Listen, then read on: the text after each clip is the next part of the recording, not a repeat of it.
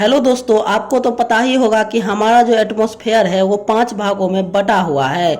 लेकिन इसका जो सबसे बाहरी परत है एक्सोस्फेयर, उसका टेम्परेचर बहुत ही ज्यादा होता है, लगभग 1000 डिग्री सेल्सियस होता है। लेकिन उसके बाद जो अंतरिक्ष शुरू होता है उसका टेम्परेचर बहुत ही ज्यादा कम होता है। तो आज हम लोग इसी टॉपिक के बारे में बात करेंगे कि एक्सोस्फेयर का टेम्परेचर इतना ज्यादा क्यों होता है और उसी से सटा हुआ जो अंतरिक्ष है उसका टेम्परेचर इतना कम क्यों होता है। तो हमारी पृथ्वी का एक्सोस्फेयर अपने आसपास के अंतरिक्ष से इतना गर्म क्यों होता है, ये जानने से पहले हमको कुछ बेसिक जानकारी लेना होगा। तो पृथ्वी का वातावरण कई परतों से बना हुआ होता है जिनका तापमान अलग अलग होता है।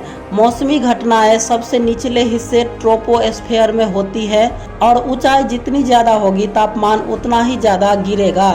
ये टेम्परेचर कम होकर के -50 डिग्री सेल्सियस तक पहुंच सकता है। अब बात करते हैं इससे ऊपर वाले स्फीयर के बारे में, जो है स्ट्रेटोस्फेयर।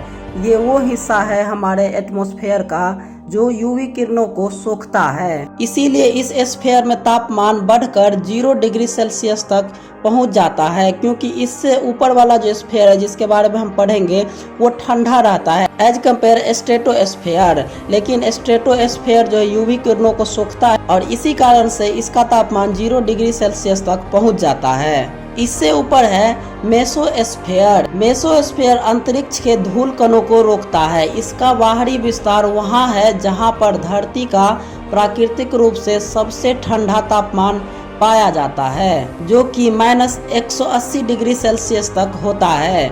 जबकि थर्मोस्फेयर की अगर हम लोग बात करें तो थर्मोस्फेयर में जहां इंटरनेशनल स्पेस स्टेशन बसा है वहां तापमान लगभग 1500 डिग्री सेल्सियस तक पहुंच जाता है। उसके ऊपर है एक्सोस्फेयर, जो कि बाहरी अंतरिक्ष से सबसे नजदीकी परत है। जो एक्सोस्फेयर है ये बाहरी अंतरिक्ष से सटा हुआ है, इसीलिए ये बाहरी अंतरिक्ष का सबसे नजदीकी परत है, जिसका तापमान लगभग 1000 डिग्री सेल्सियस तक पहुंच जाता है। 1972 में चांद पर गए अपोलो अमेरिकन मिशन में अंतरिक्ष यात्रियों ने यूवी रोशनियों में दिख रहे धरती के वातावरण की तस्वीर खींची।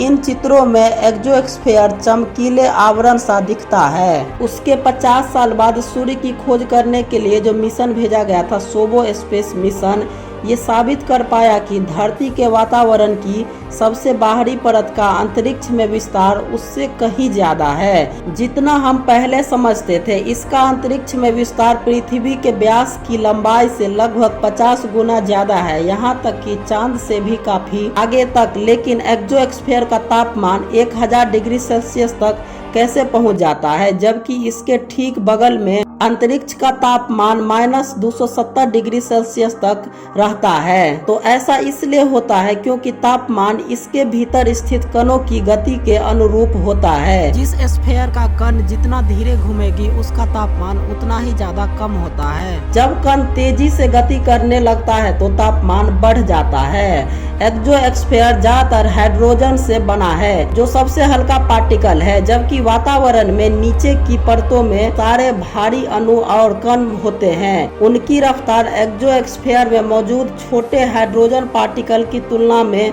काफी धीमी होती है, जबकि हाइड्रोजन के कण की गति इतनी तेज होती है कि पृथ्वी के गुरुत्वाकर्षण तक से बच जाते हैं। लेकिन सामान्य थर्मामीटर एक्सोस्फीयर के 1000 डिग्री का तापमान नहीं माप सकता। गैस का घनत्व इतना कम है कि ऊष्मा संचार को मापा नहीं जा सकता है। चांद पर अंतरिक्ष के प्रति 5 घन सेंटीमीटर में बस 1 हाइड्रोजन कण है, यानी ना के बराबर। तो आज हमने समझा कि हमारे पृथ्वी का जो 5 स्फीयर है उसमें जो सबसे बाहरी स्फीयर है एक्सोस्फीयर, उसका तापमान इतना ज्यादा 1000 डिग्री सेल्सियस कैसे होता है, जबकि उसी में जो सटा हुआ जो अंतरिक्ष का परत है उसका तापमान -250 डिग्री तक रहता है। तो इतना ज्यादा अंतर कैसे आ जाता है? तो ये जो है उस परत में स्थित पार्टिकल के कण के गति के कारण होता है। जो एक्सोस्फीयर है उसमें ज़्यादातर हाइड्रोजन कण होते हैं जो कि हल्का होता है और वो तेज़ी से गति करता है, जिसके कारण से उसमें गर्मी बना रहता है और टेम्परेचर बढ़ते बढ़ते 1000 डिग्री तक पहुंच जाता है। जबकि वहीं जो बाहरी अंतरिक्ष का परत जो वहीं पर सटा हुआ है उसका टेम्परेचर -270 डिग्री होता है, क्योंकि उसमें जितना भी परत है वो भारी अणु से बने हुए होते हैं जो कि ज़्यादा तेज़ी से गति नहीं कर पाते हैं, जिसके कारण कारण से उसका टेम्परेचर जो है कम होता है। तो आपको ये वीडियो कैसा लगा कमेंट बॉक्स में ज़रूर बताइएगा। आज के लिए इतना ही, धन्यवाद।